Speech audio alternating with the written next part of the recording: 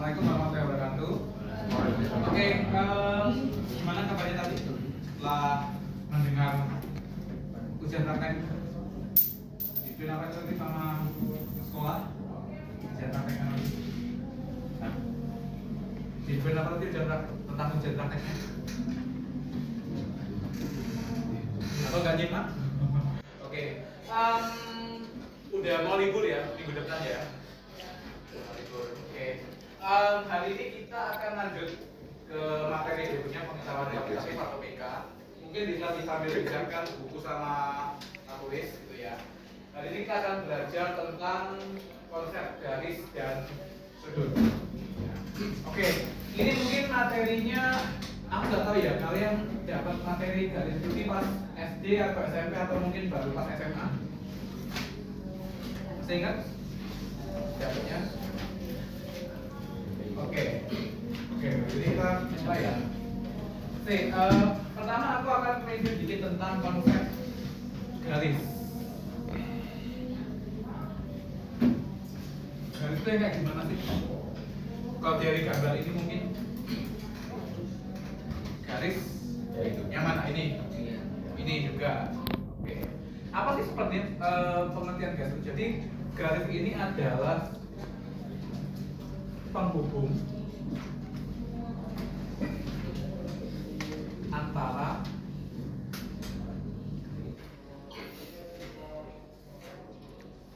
dua titik. Jadi garis ini adalah sesuatu yang menghubungkan antara dua titik. Jadi syaratnya adalah harus ada titiknya baru kita bisa katakan dia sebagai suatu garis. Misalkan aku di sini punya titik A, kemudian sini ada titik B, kemudian ada titik C.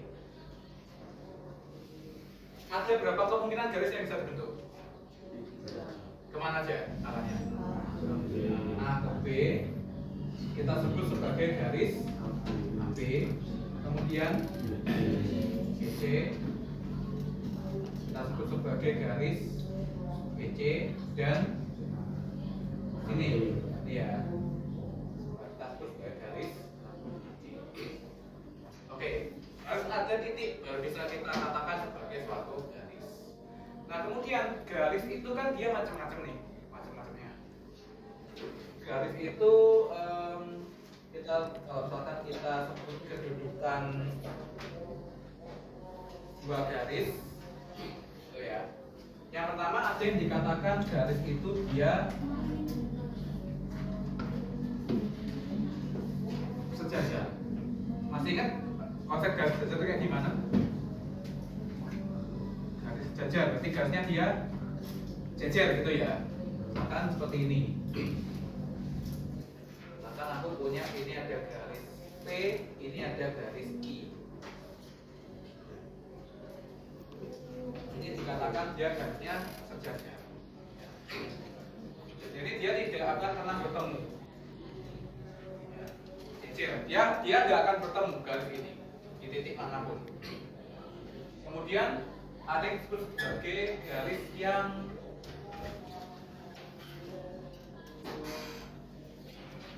berpotongan. Garis berpotongan dikatakan berpotongan apabila setidaknya dia bertemu di satu titik. Dikatakan garis itu berpotongan apabila kedua garis setidaknya bertemu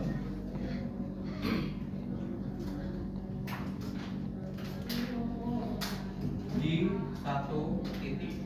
Itu kita katakan sebagai garis yang berpotongan. Bahkan di sini ada garis M. Ini garis M, ini dia garis N. Nah, dia kan dia bertemu di satu titik di sini. Nah, di sini kita sebut sebagai titik B. Itu ya, titik B. Di sini dia dikatakan garis M dan N dia berpotongan di titik B. Potongan berarti dia bertemu. Kalau tadi sejajar, kita tarik sampai kapanpun dia nggak akan ketemu. Tapi kalau berpotongan, dia akan bertemu setidaknya di satu titik. Kalau misalkan di dua titik gimana? Bisa. Ya. Dia bisa bertemu di dua titik. Tapi setidaknya satu titik cukup untuk bisa dikatakan sebagai garis yang berpotongan. Sekarang ada lagi ini garis yang dia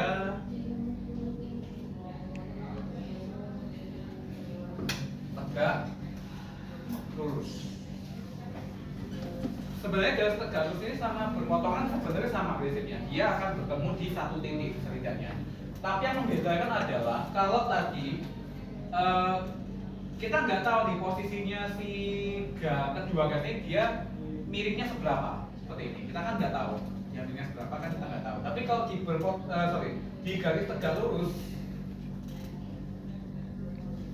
misalkan aku punya garis di sini garis K, ini garis L. Ya. Ada garis K dan garis L. Nah dia bertemu misalkan di titik C. Nah pertemuannya ini dia harus bisa membentuk sudut siku atau sudut 90 derajat. Ya. Kedua garis bertemu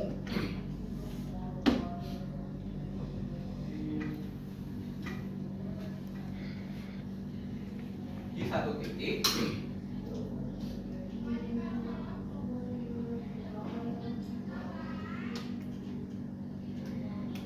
dan membentuk sudut 90 derajat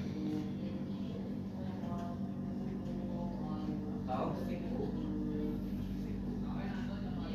Kalau misalkan dia nggak 90 derajat, bisa nggak kita sebut sebagai garis yang tegak lurus? Nggak bisa. Dia hanya bisa dikatakan berpotongan, tapi dia nggak bisa membentuk garis yang tegak lurus. Oke, dari garis dulu nih ada yang mau tanyain nggak? Tanyain? Ada? Oke, silakan bisa dicatat dulu sambil atau difoto juga boleh, rumah bagus.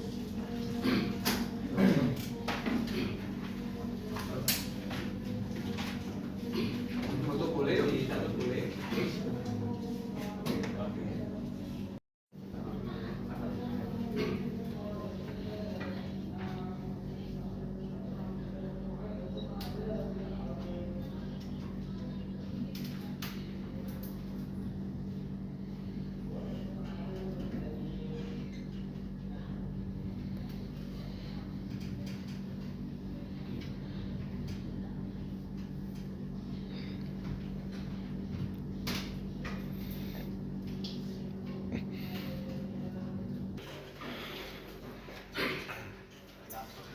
Biasanya kalau di matematika disimbolkan sebagai ini.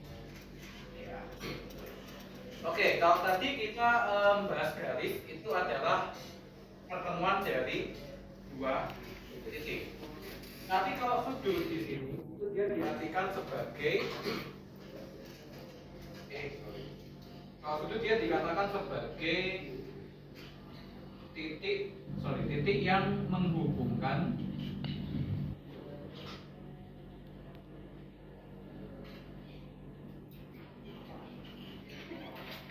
dua garis. Ya, jadi bedanya garis sama sudut saat itu ya. Jadi kalau tadi garis dia menghubungkan dua titik, kalau sudut dia menghubungkan dua garis. Kita sudah mengenal beberapa jenis sudut. Ada sudut lancip. Yang kayak gimana tuh sudut lancip? Kayak gimana? Kayak gini ya. Seperti ini. Ini dia sudutnya dikatakan kurang dari 90. Ini yang kedua, ada yang namanya sudut siku. Nah, gimana bentuknya seperti ini? Sudutnya dia tepat 90 derajat. Kemudian yang ketiga ada namanya sudut lagi pol. yang namanya sudut tumpul.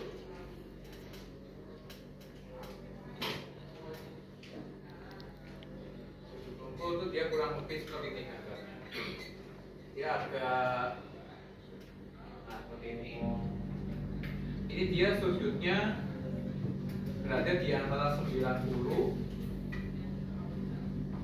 sampai 180. Kemudian ada lagi namanya sudut lurus. Jadi titiknya ini dia menghubungkan dua garis lurus. Besarnya berapa sudut lurus itu? Besarnya dia 180 derajat. Nah, kemudian ada lagi satu sudut, ya. Ada lagi satu sudut. Itu namanya sudut refleks. Ada nama satu lagi namanya sudut refleks. Jadi kalau misalkan aku punya ini, yang sudut tumpul yang ini, yang dalam. Tapi kalau sudut refleks dia yang sisanya, yang di sini. Ya, jadi sudut refleks itu yang ini, yang di luar ini. Ya. Ini berarti di sini. Ini berarti di sini. Ya, refleks itu sisa dari si sudutnya tadi. Kita ingat kalau sudut satu putaran penuh dia besarnya 360. Jadi kalau sudut refleks itu kita hitung dengan cara kita mengulangi dengan apanya. Jadi misal nih di sini aku punya sudut lancipnya di sini 43. Berarti sudut refleksnya ya udah 360 dikurangi 43. Yang di sini udah pasti dia 360 dikurangi 92 70. Kalau misalkan yang di sini sudut tumpulnya tak bikin 123 derajat, berarti sudut refleksnya berapa? Jadi 360 dikurangi 120. Jadi sudut refleks itu sisa dari sudut yang ada tadi yang lancip sama tumpul sama siku-siku. Yang lurus berarti ini 360 dikurangi 108.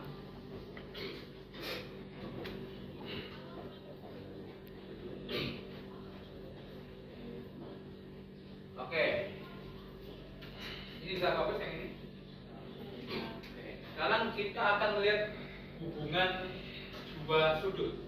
Kalau kita sudah bahas hubungan dua garis, sekarang kita bahas tentang hubungan dua sudut.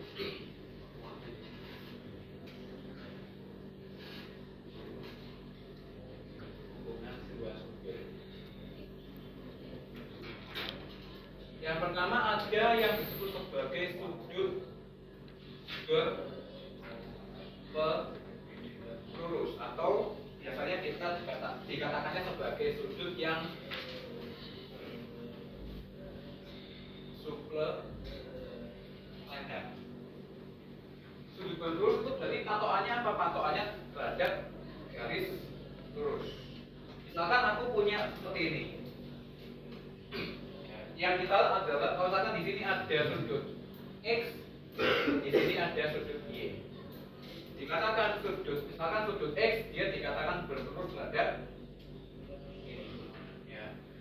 Kalau misalkan di sini sudut X-nya sama dengan 105, berarti sudut Y-nya berapa? Patokannya adalah dengan 180 minus X atau 180 dikurangi 105 sama dengan berapa? 75. Sudut yang dia berlurus. Kemudian yang kedua ada yang dikatakan sudut berliku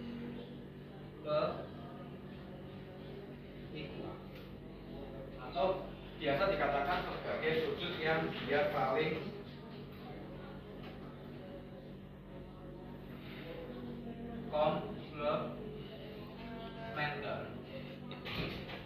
Kalau tadi sudut berlurus dia patokannya dengan ini garis lurus. Kalau dia berpenyiku berarti dia patokan kita adalah ini. Ya. Bahkan aku punya seperti ini. Ya, sudut siku-siku kemudian aku bagi dia jadi 3 bagian seperti ini.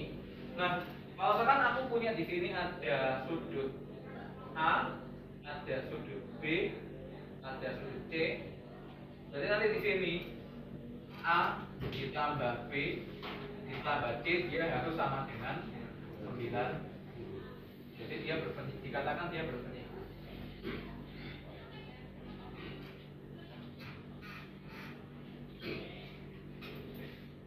Sudut A, kemudian ada sudut B sama sudut C. Dia harus sama dengan sudut A. Nanti kita akan coba lihat ya soal-soalnya seperti apa tentang garis jatuh. Oke, nanti mau didiskusikan mungkin. Ini sepertinya materi bukan materi SMA ya ini ya. SMA nggak belajar gini ya. Ini berarti antara SD atau SMP berarti. Ya, jadi seperti yang pernah aku bilang di awal, jadi TK itu dia flashbacknya bisa sejauh itu sampai ke materi SMP bahkan ke materi SD.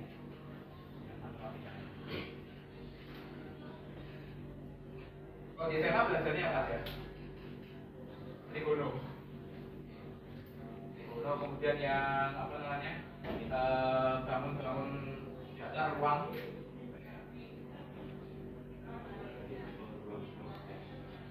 Yang mau ambil sipil arsitek ini penting ya.